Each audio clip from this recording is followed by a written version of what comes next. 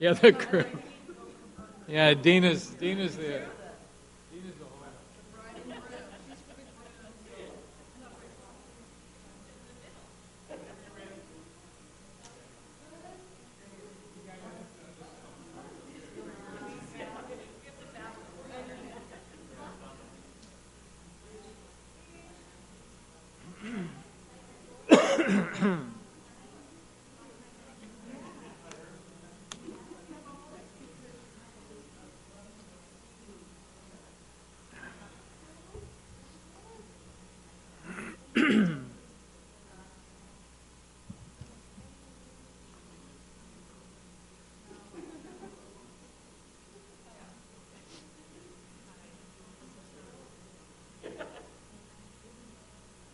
Good afternoon.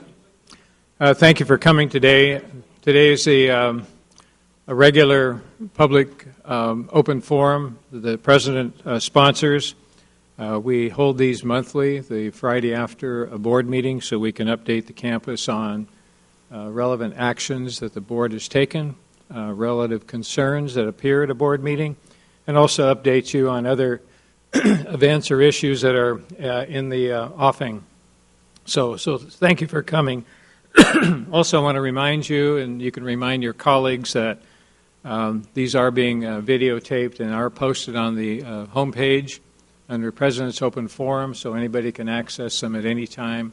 If anyone here has to leave early and want to come back and check it, or if you want to check out really what was said, not what you heard from somebody else, then this is a good source to go back to. We also, working with the County Office of Education, make this available on Charter Cable 19, so the public is fully aware and can tune in and see what's going on at Cuesta College and be informed more and hear the actual facts rather than what they read in the paper necessarily or hear in the market.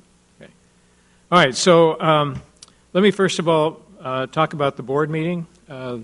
The board meets the first Wednesday of every month, and this particular month being March, it meets in the South County.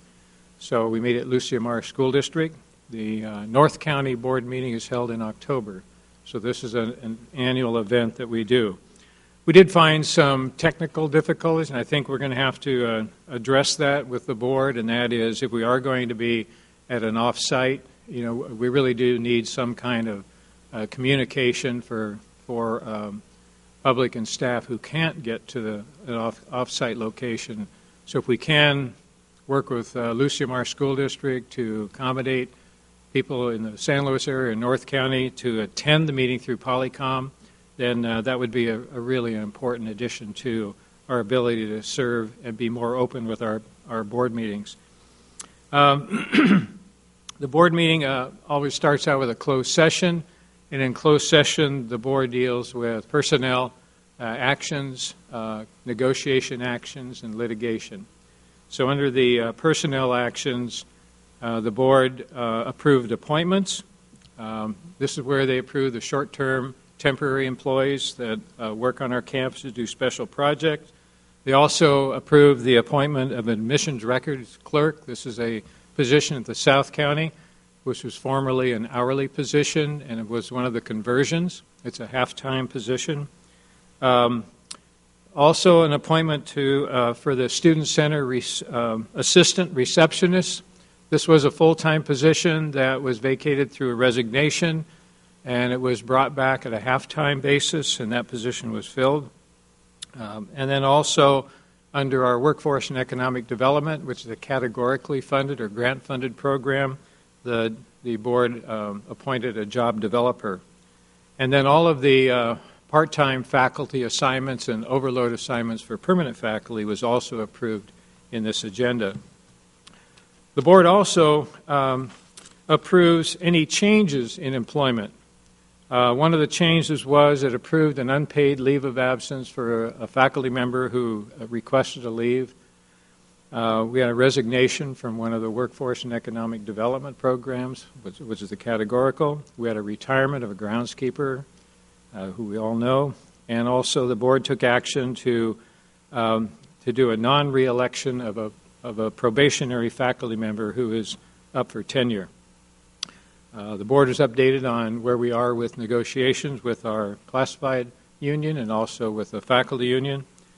And the board also met with legal counsel in closed session to discuss a topic which can end up in litigation, and that is how board members are elected. Right now, our board members run by districts. So we have 5 different supervisorial districts which our board members represent, but they're elected at large, which means that any one of us can vote for any one of the board members, but the board members have to run in the district in which they reside. That has been challenged in many districts under the California Public Rights Act, Voter Rights Act, in the fact that there is some disparate distributions of individuals within the districts, and sometimes it's virtually impossible for a majority representative from a district elected. The candidate would overcome that or overpedagation that election. So there has been more in the K-12 districts than in community college districts. And so the move is to go to a district election. So if you're in San Luis Obispo to run for the board, then you would be a candidate, but only the people within the San Luis Obispo district will be able to vote for that candidate. So it's truly more of a representative vote representing an individual. So we've begun the process to look at that. We worked with all the county schools to look at a demographic study, what are the exposures of the district, to see if we had some significant imbalance within our county, vulnerable. And really the study came back and said we really weren't vulnerable, but it's just a good idea to start moving in that. So we are going to bring it back to the board in open session for them to actually take a vote and to pass a resolution to move in that direction. And it takes several to actually activate that. So we're going to be targeting 2014 board election to have it in place for that time. We have an election coming up this November for seats on the board, but it'll be conducted what we call the hybrid method, which is run by districts elected at large. The other important piece about why we should go to this system is it'll save us between $50,000 and $100,000 every election, because when we have it run in all the precincts, we have to pay for the ballots that occur in all of the precincts. But if we run by district, we only have to pay for the district in which that election is being held. So it's an economic as well as a representative decision that we're really concerned about. So you'll hear more about that, but I just want to make you aware it's in the pipeline for that. So the board then comes back into open session and hears from the constituent groups. They hear from Academic Senate, they hear from the CCCU, they hear from CCFT, and also Senate. Probably the most significant thing that was brought up in the open session today, and that was a resolution that the CCFT president in open session, which was a resolution expressing disapproval of the Board of Trustees. And the board, they express a dire concern that the board hasn't taken strong enough leadership in terms of the accreditation issue, and felt that it needed to take a more active role. They needed to hold people accountable. And of course, you know, the board person, and that's the president. And so ultimately, the president is responsible to make sure that we are in compliance and we have the right people in the right positions to help do that. So I'm charged by the board to make sure that we do carry out that responsibility.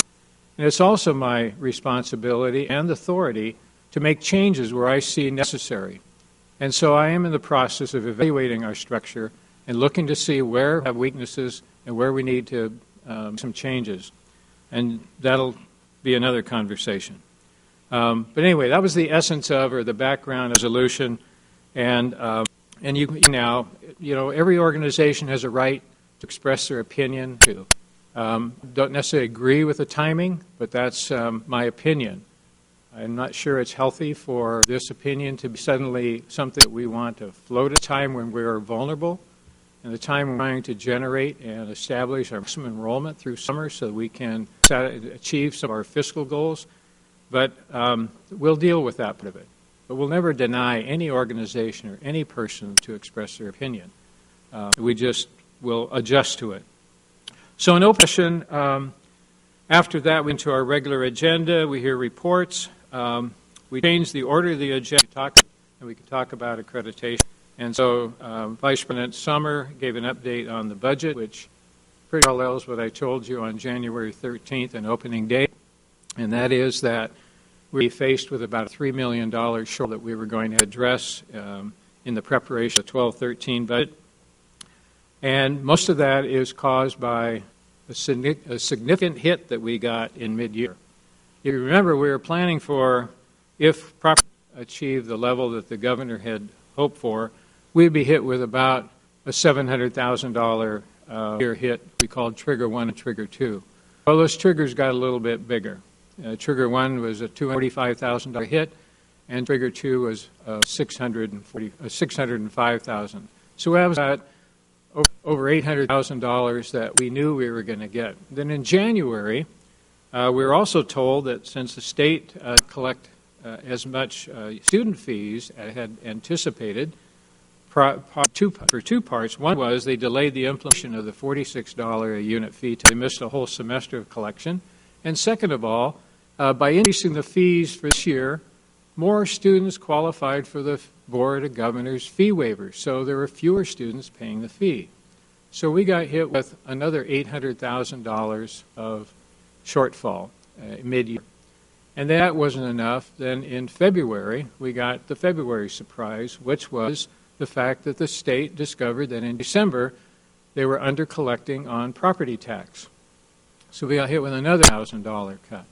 So when you put all those things together, our mid-year cut was about $2 million. Now, we had planned for $700,000 to $800,000, and we're going to cover that through basically four sources.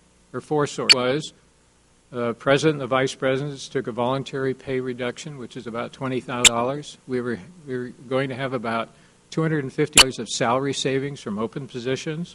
Board, we had another $30,000 not buying some of the things that we needed in terms of supplies and operating materials. And then we were going to backfill the rest with money from our contingent account, so we wouldn't have to go in and cut more year. Well, when the price tag went up another 1%, the only resource that we could really turn to is our contingent account, which we had about $3 million in our contingency account. So right away, that's taking almost $2 million off the top, which gives us a small cushion now to deal with next year, to start the year with. So that was kind of laying out in terms of what our challenge is. The Planning and Budget Committee met also this week, and they also outlined the next steps in terms of the development process. I was charged 2 meetings ago when we set the target of what would be the target that we would shoot for. Would we shoot for a $2 million budget reduction? $3 million. $2 million, we have to use $1 million out of our contingency account, which is saying up front we're going to spend the money and not have anything for a mid-year crisis again.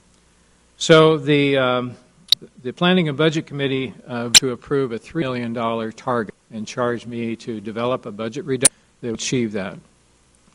So we've been working on that. Next Tuesday, March 13th, in the room, we're in a joint Planning and Budget and College Council meeting to be open to the campus, and I've been asked to come and present in general broad strokes what the budget reduction plan looked like. Be in categories, in clusters, categories, and other strategies that have been utilized to gain that, as well as I'll share kind of the rubric or guiding principles that we're using in terms of visions about what we need to do and how we're going to. Part of that, obviously, given where we've been and that we had to cut over $2 million this last year, and we affect people, this one we have to end. So it'll affect all levels of this institution, from management to faculty to classified employees. And so that process will be unveiled on the 13th. I will be meeting with the Planning and Budget Committee the following week on the 20th to talk more specifically about details of the plan. And between the 5th and the April 4th board meeting, I'll be meeting with any individuals who are the budget plan and the recommendation I'll be taking to the board on April 4th. On April 4th, I will be taking a recommendation to our Board of Trustees for them to take action so that we can start preparing the the tentative budget, which has to be approved in June. It also then gives us time to negotiate with our unions aspects of the budget reduction plan which are negotiable. It gives us more time from April to June 30 than we did last year and when we took it to the board in May. So that's kind of the scenario and the layout of the budget process and where we're going, what the timeline is. As you may know or recall that in early February, after we were notified a change of sanction level from probation to show cause, one of the changes I made reassigned the accreditation liaison officer responsibility and removed those from Dr. Greiner and appointed Dean Deborah Wolf. And since then, she is responsible for overseeing the accreditation, the accreditation report. And she and Kevin Bontenball, our academic senate president, are co-chairing the accreditation steering committee. They, along with a consultant that the district is working with from an organization, a consulting firm called the College Breast, have made progress since that early time. It's been since we got the word, and we've made a lot of progress at this point. There will be a workshop Monday afternoon from 1 to 5, and what the workshop will be doing, we'll be taking a look at our educational master plan, which when developed, some core principles, which are more themes, and what our master plan was really lacking was some more specific goals, institutional goals. So what the what will be on Monday, and we invite anybody to participate because we need as much input as possible that it affects. We're going to be analyzing all the data in the educational master plan and identifying what the challenges are for us. What's happening with our K-12 graduating seniors? Or do we have a declining enrollment in our district? Do we have growing enrollment? Are we getting this percentage of high school seniors graduating coming to Cuesta College? That's is the number of students that we're going to continue to get. So that can be a challenge. That could be a challenge. So what kind of an institutional goal can we create that will help us deal with that particular challenge? So that's kind of the essence of what's going to happen on Monday. We're not looking for 40 institutional goals. We're looking for goals that will match up and work on challenges that are achievable and that we can generate and direct our resources, both human resources and monetary resources, to actually accomplish those, and that they will make a difference in terms of the output of the college, whether it be in learning or whether it be in efficiency. And that's part of the integrated planning process that we're also working on, and that what we're accountable for are the most important recommendation of them, which is on integrated planning. The Accreditation Steering Committee has produced a draft, called Draft 3 of the Integrated Planning Manual. We'll continue to work on that, but we need to establish institutional goals. A subsequent workshop on the 21st will be to then write objectives and action steps to update to create a new strategic plan, actually the engine that helps activate what we're doing. All of this stuff that we're talking about here also to lead us to the point where we really come up with institutional priorities which serve and meet the objectives and the goals and where to put our resources. Okay. And that's the essence of what an integrated planning. So we've been pretty good at developing plans. We're tweaking plans because they're not necessarily saying all the right things. But more importantly, it's how the plans talk to each other. It's like putting a puzzle together. You can have all the great pieces in the world, but if they don't fit together in the right way, they don't create an image, they don't create a message. And that's really what the integrated process is. We're on a very tight timeline. We need to be done with the majority of our work by the middle of May. Because it happens in the middle of May, motion way for a period of months. All right, so we need to have all players actively working between now and May. So it's really, when we start, it's about a 90-day project. So what is the expectation? Expectation is we'll do some tweaking in summertime. We come back in August. We have about the middle of August to the middle of September to really fine-tune and get our plan airtight get our issues with our technology, make sharing technology is integrated in the process, and that we have identified funding resources to support technology. And let me just say that on Monday, our foundation and its executive committee approved and took action to approve the distribution of 50% or $100,000 from the annual fund drive every year to be directed towards institutional priority. So that's a huge investment by our foundation, and it's a huge step forward for us to really solvently address the recommendation that we have. Our tech committee, with the help of a lot of other people, is together a very solid technology plan, and the piece was resources. And then how do we integrate the goals of the technology plan or any other operation plan into meeting the objectives and the goals of the college.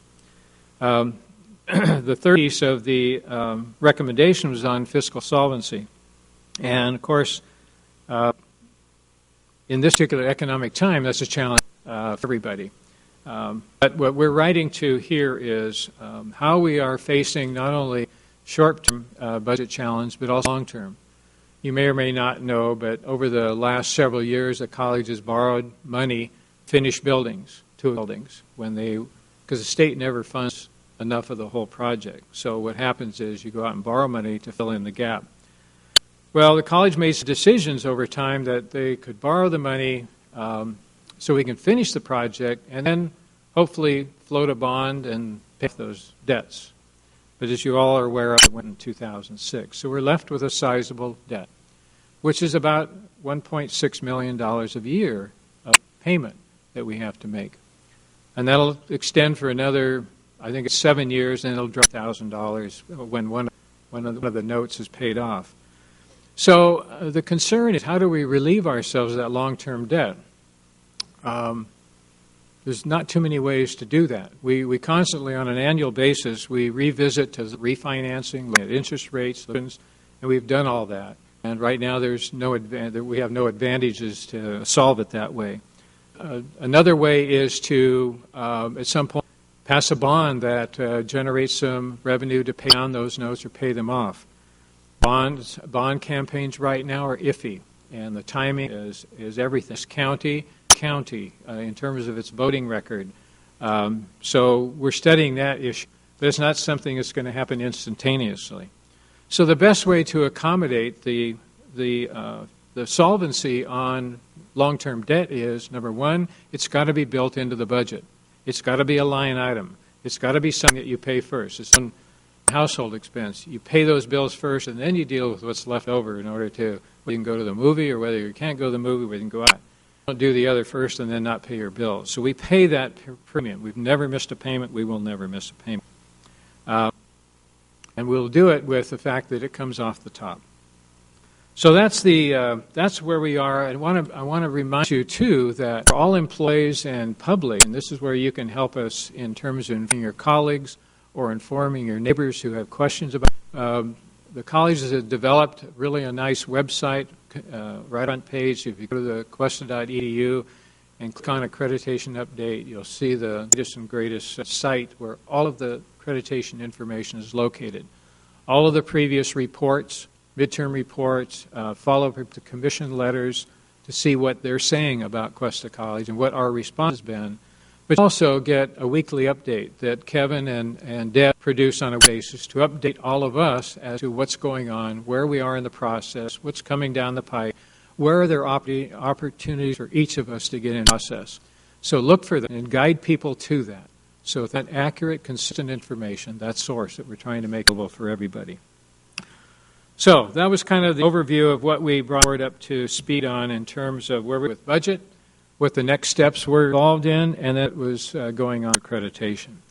And then we went into action items. The first action item, which was probably the most interesting one for and most of the public, was a resolution that I brought to the board to activate a faculty layoff. Now, the significance of this is the fact that the college has never initiated a permanent faculty layoff resolution before. And it's not you read about in the paper all the time for K-12 times. You see how many pink slips, you saw about Paso Robles issuing 30 pink slips and to permanent employees. Well, there's a couple things that happen. One is under the California Education Code, if you're going to make and eliminate a permanent faculty position or an academic manager, then they have to be notified by March 15th that there's an intent to lay off. And then in May is when the board would take official action to activate the layoff for Jan 1st. Why you don't see it happening a lot in community colleges is because we have so many part-time faculty which are layered on top of the permanent faculty. So if we're reducing, say, a history program, and we needed to reduce 10 sections of the first to be eliminated would be part-time faculty. And until all the part-time faculty were eliminated, you wouldn't get into the permanent faculty. Well, it just so happens that the area that is under question was in our Disabled Student Service Programs and SPS program. And the end result of this action was predicated on a funding pattern by the state of California to defund special programs. And one of the programs that have been hit the hardest has been DSPS. And 4 years ago, the state was allocating $1 million a year to our DSPS program. The district was contributing $384,000 a year as a historical contribution. But the expense of that program were running about $250,000 above those two sources. College was absorbing that into the general fund. Well, as we progressed through the next 3 years, the second year in 2009-10, the program was cut by $500,000. The funding was cut almost in half, or actually $400,000 a year. This district still contributed to the $384,000, but there was an overrun of $180,000. So over years, the state has continually reduced the funding. We've been reducing positions within DSPS over those 4 years. The 2 years before I got there, actually it started back in 2002-03, where the first cuts were happening. But the second one, we have not filled part-time instructional aid and assistants. We laid off a class. We didn't fill a retirement of a classified employee. And what his attempt has been to preserve the mandated and required accommodations that we have to provide our students. And so the area where there was any ability to achieve a savings of that overrun, which this year projected to be about $180,000, is to look at the faculty position in that area. There are no part-time faculty that are doing the disability services. And so recommended the layoff and defund 2 of the positions, and the 2 year, using the security process, were identified to be the funding to be eliminated for positions. Well, under the faculty service area, if in fact you have another FSA, a faculty service area, meaning that you have qualifications to provide a service in another area, then it's just like on classified service. Some of you have bumping rights, others don't have bumping rights. So it's the same concept for faculty. There are bumping rights if they have faculty service areas in another. Well, these 2 individuals had other faculty service area, which is in academic skills. 2 permanent faculty members in academic skills, both of whom are senior than these 2. But there was also about 2 sections of classes taught by part-time. So what happens now is that these 2 faculty members will not lose their tenured permanent status, but they'll be moved into and displace the work of part-time faculty, who falls outside at the end of the food chain. Obviously, will be several part-time faculty members who will be displaced from part or all of their. So we'll be working on how that works, how that fits together. There's some interest in looking at some combinations to LD, learning disability specialist, and teaching, but we haven't made to make full decisions. And so this could turn out to be being a reassignment as the end result, but we do have flexibility in that. That was the resolution. The board did approve that resolution unanimously, and we moved on from there. The second thing that the board approved was a contract. Now, I said we had engaged the services of a consultant, Dr. Eva Conrad, who's a wonderful professional. I've known her for about 20 years. She's a former president and now works for the Brain Trust as a consultant. And into a contract with up on a per diem basis, so we did for a certain number of days of service, and we only pay for the days that we actually use. So we wrote the contract to make sure we had 25 days for a contract of about $46,800, I believe it was. And if we use part of that, fine. If we use all of it, we have to go back to the board to get approval to use more money on that. So that's the contract that they approved. The funding for that is coming from one-time salary savings, positions that are open, that we have placed at this point or do not place. And that service is being provided as we speak. The board approved 2 resolutions. One resolution was recognizing the month of March as Women's History Month, and a resolution read and received by the board. And also a resolution reestablishing our commitment to diversity, diversity of all kinds, whether it be diversity of thought, diversity of race, diversity of religion, all the other protected diversities. We are a diverse community in terms of what we think, what we feel, look like, what we believe in, and the thing that we strive for is respect that, to respect each other's differences. Then the board also had a really fun thing to opportunity. We have 2 really great friends of the college, one who is living and the other one who died, and that's Dan and Alberta Deutsch. They are transplants from Australia. They used to be red-hot giants at not San Francisco Giants, but College of Sequoia Giants.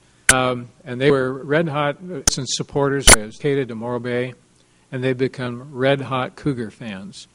And Dan served foundation board for several years. His wife, Alberta, and Dan served on our athletic booster club, and then contributed well over $250,000 to the college and the district over the last 10 to 15 years. Alberta unfortunately died a few years ago from cancer, a battle with cancer. And Dan has established her name, also a scholarship in the name of a daughter who they also lost earlier. But the most recent donation that Dan gave us was $35,000 to replace the 2 boards, one at our baseball field and one at our softball field. And so we took a recommendation to name and Dan and Alberta Deutsch on both of the scoreboards, so it'll be put on those. And those will be rated on 2 occasions. One is tomorrow. Tomorrow there's a home baseball game. I believe it's at 12:30. There will be a ceremony family at that site. And then on the 20th, at about the same 30 over in the softball field, we have a home softball game. There will be another ceremony recognizing Dan as the plaque is unveiled for that. The plaques actually won't be, but they'll have one of these drawings that kids do. No. They'll have something really nice as a placeholder for that. So so those were the significant actions, and you notice that board is filled with a lot of stuff. Some of it's really hard. It's really tough. It's it impacts people, it impacts students, it impacts all of us employees. And they also, on the same agenda, will be celebrating achievements, celebrating recognitions of philanthropy and great generosity to the college and the district, and dealing with how we're going to get through the next year, the next 2 years, and continue to be a successful college and have the reputation that we've enjoyed and will continue to enjoy, being a very unique and very special place. And if you've never had the opportunity to attend a board meeting, I wouldn't put it at the top of your list. If you have another alternative, I say that from I don't know how many board meetings I've did. But, they are important because the Board of Trustees is ultimately the decision maker for institutions. They have the responsibility to make decisions, to make policy that guide what we do it in serving our students and the public. And they're lay people. They're people who are volunteer service, commitment to us and to the college, and serve in that capacity faithfully. And they make good decisions. Sometimes they make difficult decisions. Sometimes you may question their decision. My job to prepare them as well so they can make the best decision. that they can on our behalf and our students' behalf. So, excuse me. So at this point, I would just like to see if you have any questions, any comments. And I want to remind you that Tuesday we'll have the joint meeting, which is open to everybody, on the first glimpse of the budget reduction plan. And I also remind you about Monday afternoon, if you have time and you can be here, participate in a workshop. We'll look at developing institutional goals. Be there on Wednesday the 21st when we're working on a plan to develop objectives and action steps as a critical part of our ability to write a successful integrated plan. With that, I want to thank you for being here. If there are questions, just raise your hand. We have a roving mic. My name's And this is the mic-ette. This is Lisa. Stand up, please. You have to stand up so they get a camera on you. See? You may have addressed this. I was a little late. We have a wonderful swim meet going on over 26 colleges over there swimming. I'm hearing more and more, and I'm a little concerned. You may have addressed that there are a lot of students commenting that we're not going to be here spring and that they are going to Allen Hancock and other colleges. What are we doing to ensure that assure the students that we are going to be here in the fall and we are going to be here in the spring? Well, for a great deal, if there are students now and they haven't heard about it, then I'm very pleased about it, because we have sent messaging to all of our faculty. We've sent messaging to all of our students through their communication, exactly what's happening, what this means, what the timeline is. And so, just to reiterate that, even if the Commission in January of 2013 says that we have not met standard and they're going to not allow us to continue on show cause or move us to probation or to reaffirm us, then the earliest the college would lose its operational status would be summer of 2013. So that would be the timeline. And even if it shut down, there are provisions to maintain part of the college while certain being completed, like a nursing program, for instance, might have to continue in order to complete that 2-year cycle. So it doesn't just abruptly end. And this is kind of uncharted because no college has ever released that before. Okay. So we are looking to some, but the conversation I had with the commissions, they're kind of describing it in terms also because they've never had to do before. And we're not intending to do that, but we want to make sure, and part of this the challenge we have keeping people informed, and it's kind of a delicate balance, because sometimes the more we inform, the more nothing about it, suddenly know something about it and get concerned. And so you don't want to overtake it, and yet you don't want the opportunity to make sure people are informed. So there is messaging coming out of our marketing that you'll see. And we're also promoting a robust summer session, as well as continuing the messaging on accreditation, what that means. We are accredited. We will remain accredited.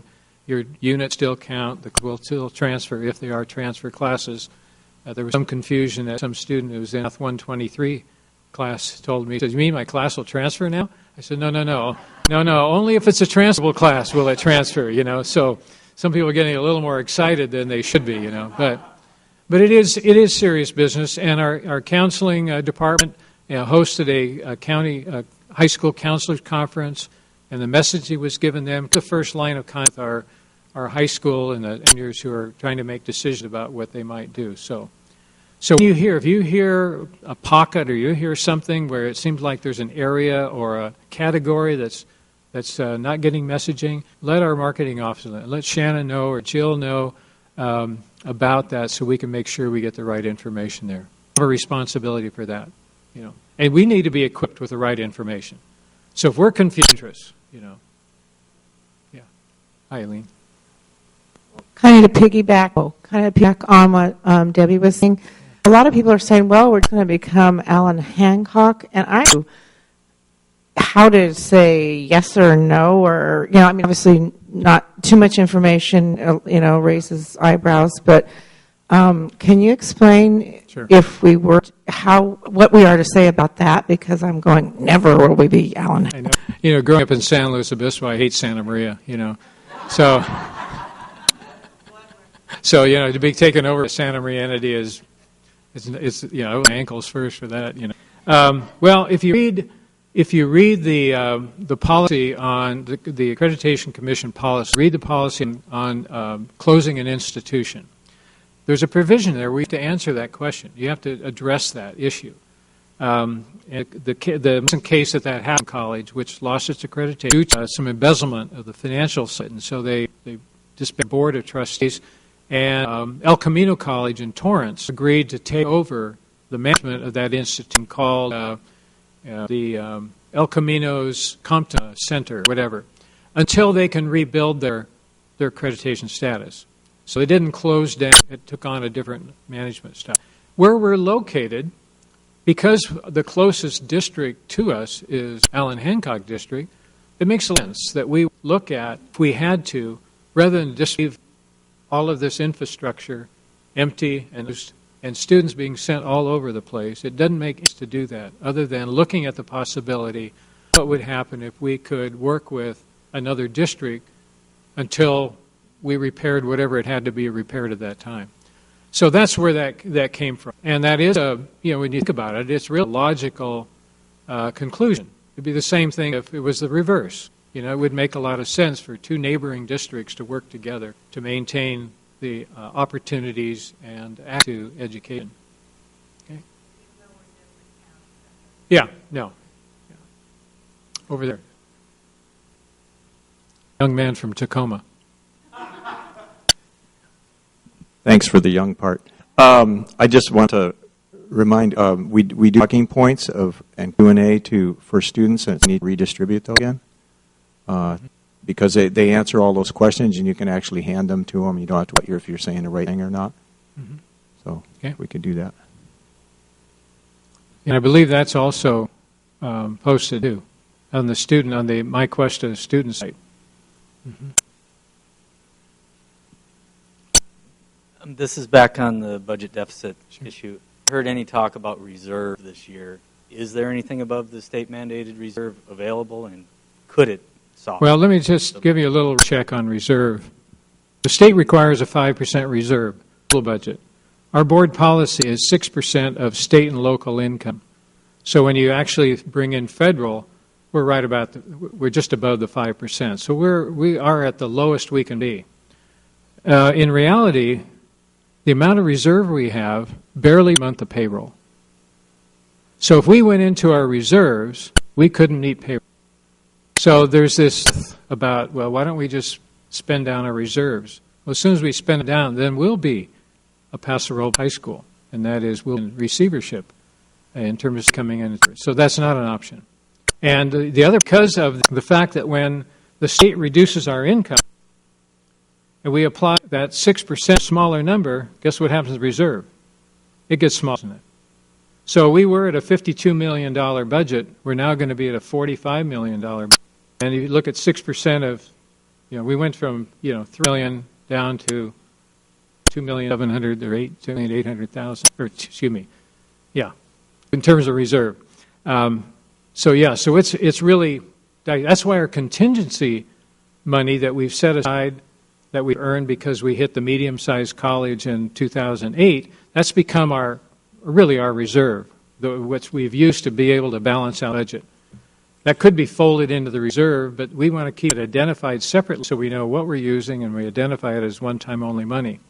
And this particular year, the last year of the $1.1 million. And that's why summer is so hugely important for us, because if we have a robust summer session, we can hit the size college threshold again, which has been lowered in proportion to the declining state funding, which will make us eligible for $1 for 3 years. So that's going to be a necessary thing to add to the health of our to get through the next couple of years, hoping that we're bottoming out. The good news in the state budget, initial state budget, is there are no cuts for community colleges. So what we're dealing with, this $3 million, is not about next year. It's about carrying over all the whack we got done here and rolling it into next year. But you've seen that in the next year's budget, that if the tax initiative doesn't pass in November, then we're going to be reduced 481 full-time equivalent students going from 8,600 down to 8,100, which is about 160 sections, and it's about $2.2 million in reduction funding. Now, some of that will be offset by the fact that we will be offering fewer classes. We won't be paying salaries on that. So we'll actually have a net loss of about half of that.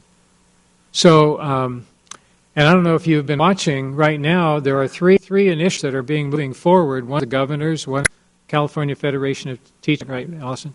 And the other one is by Molly Munger. Right. There are three. And it's not the fact that any one is any better than the other. It's the fact that if you've got more than one, or if you've got more than two, what does that do to the electorate? It splits.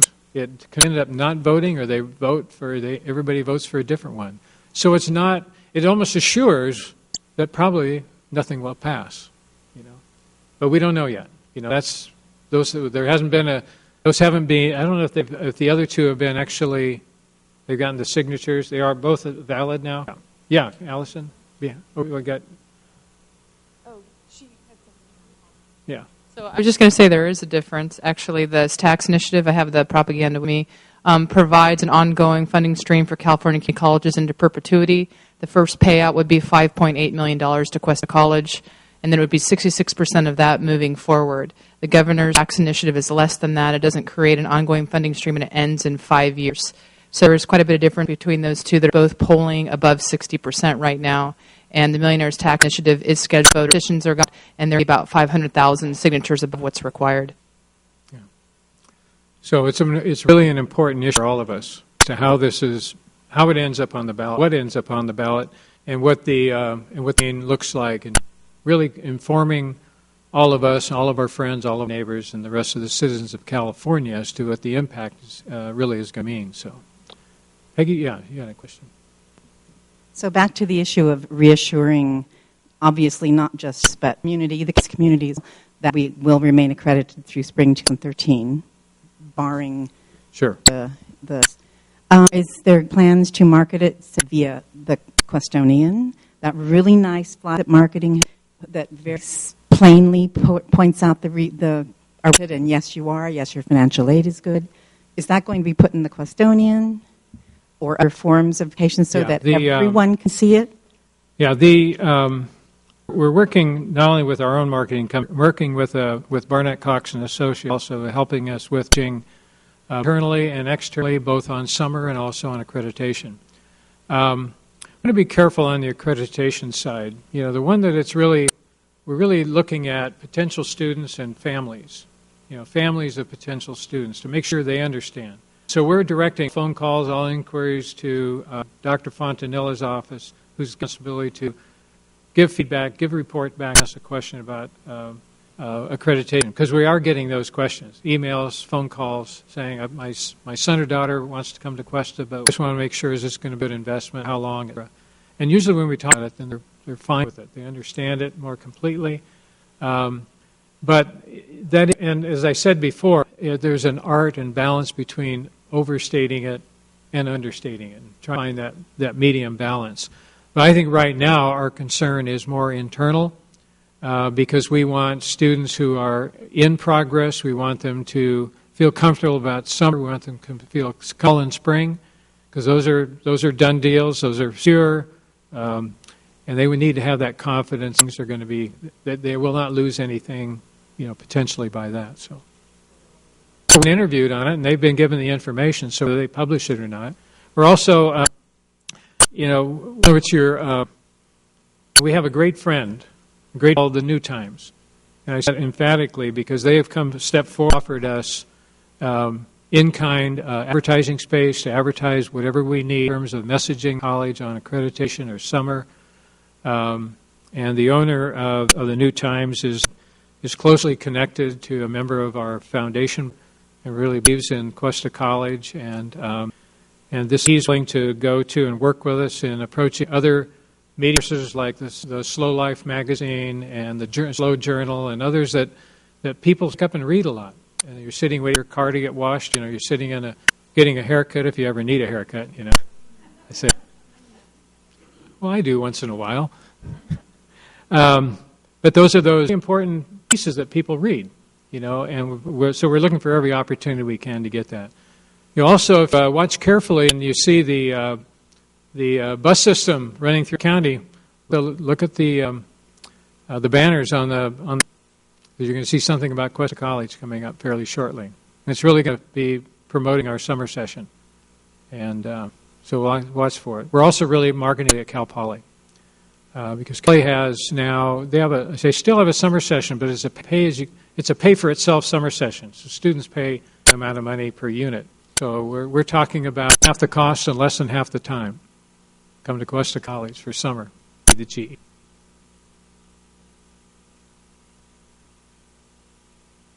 Anyway, I'm really excited what we've been doing in our school advertising. I think it's really super. We have a colored flyer come on. Summer school's going to be great.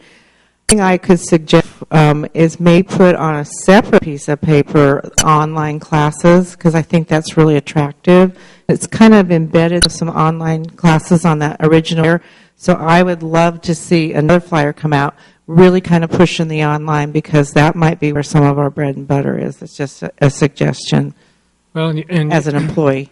And you know how important that option is for today's student, especially with gas prices at $4.50 a gallon, and the fact that most of our students work, and students who are dealing with child care, and so being able to be at a specific place, specific time isn't always possible. And so having the flexibility to build out your program with 1 or 2 online classes is hugely important. So if I can do trips to the campus days a week and I can take a couple of classes online, that's to my advantage as a student. Yeah. So Jill heard you in the back, so I know that we'll incorporate that. So, all right, so we're about out of time, and again, thank you for being here. And make sure people, you tell people that, the information you heard, you think it's important for others to know, have them view the video. Okay? Just have a party and click on Cuesta.edu and go through the grind again. So I want to thank Pat Mullen, our board president, for being here today. He missed the board meeting, so he's making up by being here today. And so anyway, so thank you for being here.